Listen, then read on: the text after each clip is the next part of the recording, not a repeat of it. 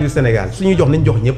et puis on passe à autre chose. Ak yooyu moo tax gis nga Alassane dëkk dañ koy yor ci ay principe ak ay règles gis nga boo tegoo ci loolu doo am problème mais boo jéggee charte yi nga xam ne mooy parce que dëkk bi ñun ñëpp a ko bokk. léegi nag pour ñu bokk ko dafa am lu ñu tënk. mais li ñuy tënk bu fekkee ni yow dañ la teg ci place nga war a doxal état da ngay jël règle yi ñu tënk nga mu lan moo tax ñii ñu créé nii premier sujet bi lu tax ñu créé leen. c'est ça parce que dañ leen a fal ñu nekk ci position état ñu ne leen désormais bu ngeen di décaisser dee leen def nii ak nii ak nii bàyyi loolu mais ñu def leneen. quel que soit le contexte peut-être que ça peut s'expliquer le contexte peut parfois l'expliquer pour le cas de Moustapha Diop parce que peut-être nga war a joxe ay xawma ay masques pour des milliers des millions de masques. mais Macky Sall aussi Macky Sall waxoon na lu leer. waaw ne woon na leen quelle que soit la situation d'urgence respecter les procédures. c'est ça pour que après derrière bu ay audit ñëwee. pourtant il y avait une loi d'habilitation, il y avait un décret pour déroger au code de passation des marchés. Mais ce que je veux dire moi il y avait une situation exceptionnelle qui pouvait peut-être humainement expliquer certaines choses. Mais malgré ça, malgré la situation exceptionnelle, ils sont rattrapés par le temps. moo tax looy def ko dans les règles de l'art. bu waree jël une semaine lu mu crucial yow ne prends pas de risque. C'est la même chose sur l'affaire des indemnisations parce que ñoo tëb unilatéralement ne dañuy indemniser bu amul woon ay yuuxu sax ci seen biir parti amaana na le grand public duñ ko yëg parce que l'erreur foofu la jóg et après le rejet de la loi là pour man dañoo waroon tegaat lépp ci suuf pour xool loi bi quelle est la finalité de la loi est-ce que dañ koy bàyyi comme tel wala est-ce que dañuy tentewaat une deuxième fois bu ñu régler loolu ba pare nag après nag ñu xool ñan la ñu war a indemniser jox ko justice saytu ko ba génne def ay conclusions su boobaa nag en tant que état yow nga passer à l'acte je pense que loolu bu ñu ko defoon problème du am mais ni ñu ko bëgg a defee nii pour man li gën sax mooy on arrête tout ba saytuwaat ko ba pare. mais jox nañ ñenn ñi bu ñu lekk. même bu waaw mais comme la procédure. comment tu fais maintenant. mais procédure baaxul Alassane. te mu ngi jur coow. qu'est-ce que tu vas léegi quelle est la solution. insister dans la bêtise. non mais loolu baaxul Alassane dès l'instant que yow tu te rends compte que c'est une bêtise kay il faut autant l'arrêter pour ne pas faire plus de dégâts. mais non soo gëstu xool jox na gars yi lekk ñee taxaw ñu suñu wàll mënoo loo jëm ñii seen wàll la ñuy réclamer. oui d'accord mais je pense que comme affaire état la te am na erreur dans la procédure man loolu laa jàpp pour man dafa am erreur dès le départ dans la procédure il faut pas persister dans l'erreur. mais il faut persister. mais ñooñu tabaski la ñu wax Lamine. tabaski mooy ñi ngi xaar seen 500 000 ñu jox leen mais sur est-ce que tabaski moo tax mu jóg. mais président tabaski taxul mu jóg. mais président c'est une somme d'argent boo xamante ne dafa génn ba pare. ba pare c'est 5 milliards yoo xamante ne wax nañ ko. 5 milliards bañ koy wax ba léegi jeexul. kon moom laa wax ma ne seen xaalis la bu génn ba pare déjà maintenant si seen biir distribution bi foofu moo amee problème. peut-être recouvrement 5 c'est la raison pour laquelle certains di génn ndax démb ñoom dañoo génn def conférence de presse wax ko naqarlu un peu peut-être que ni nga xamante ne jotee wax nga tu as été clair ci seen biir ñoom man waxuma ay waxu ci seen biir ay parti man waxuma loolu man principe laa wax comme commencé nañ ko ñëpp xam nañ ne il y a une erreur dans la procédure loi ba taxoon ñu jóg loi ba rejeté nañ ko mais dañu war a teg lépp ci suuf. yow gis nga li Pastef tàmbali commencé ba léegi mu teg ko ci suuf. président su ma la bàyyee yaa Alassane da ngeen di jokkante benn par benn du ngeen mën a déggoo ci kàddu. utilisé mot bêtise yaa utilisé mot erreur. mais kon kay autant l'arrêter pour ne pas faire plus de dégâts. très bien c'est important merci beaucoup président Alassane su ma la bàyyee ba ci biir mu jàpp ne lii baaxul mu arrêté. amul man de sama dañuy bëgg miir ba pare doo ko dee. sama position sur la question mooy. on doit y a pas plus pire que cette loi d'interprétation bi.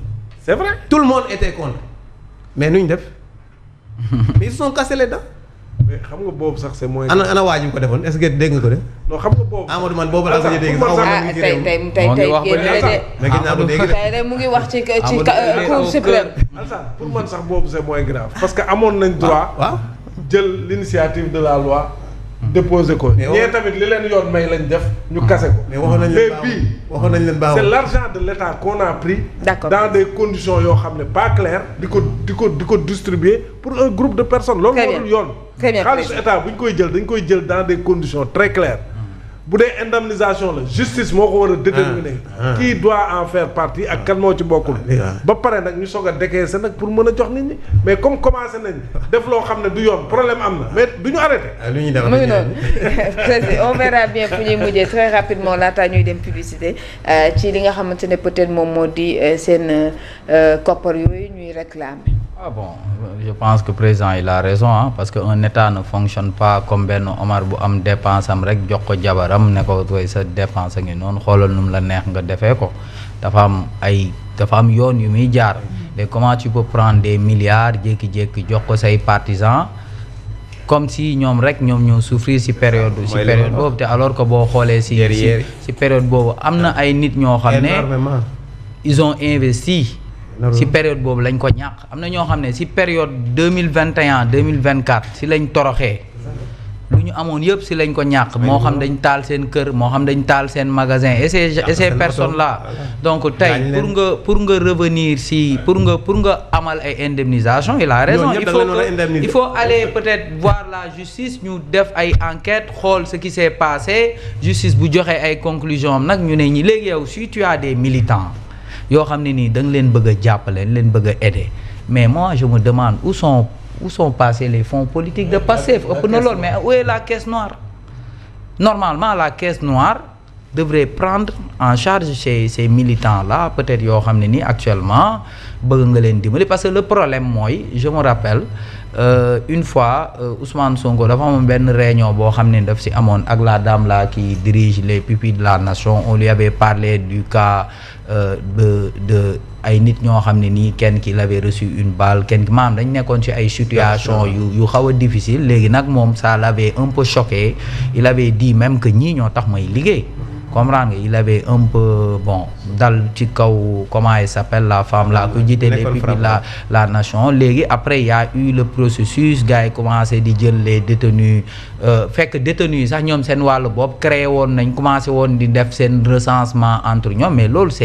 c'est passif quoi mais pourquoi pas utiliser les fonds politiques yi nga xam ne nii peut-être foofu tu as plus de flexibilité on te demande pas fonds politique bii te fonds politique boobu c'est plus de 5 milliards. Tu ne justifies pas. waaw pourquoi pas yow El Malick il a des fonds politiques hein Sonko je pense bien qu'il a des fonds politiques au niveau de la présidence de la République il y a des fonds politiques mais il faut prendre ces fonds politiques là moo tax man j'aimerais bien voir le premier rapport de la Cour des comptes concernant la gestion de Pastef pour voir quand même parce que c'est un peu nébuleux tu te rends compte que y a beaucoup de choses yoo xam ne ça se passe tu prends des décisions avant même d'aller à l'Assemblée nationale te comme li nga ko waxee les mêmes causes produisent les mêmes effets ñi ñuy juger actuellement faute yooyu lañ leen di toppee mooy c'est pas on dit pas que da nga sàcc xaalis bi mais dañ la ne fi nga ko war a jaarale yoo ko foofu donc je pense que c'est à éviter ils ont commis une erreur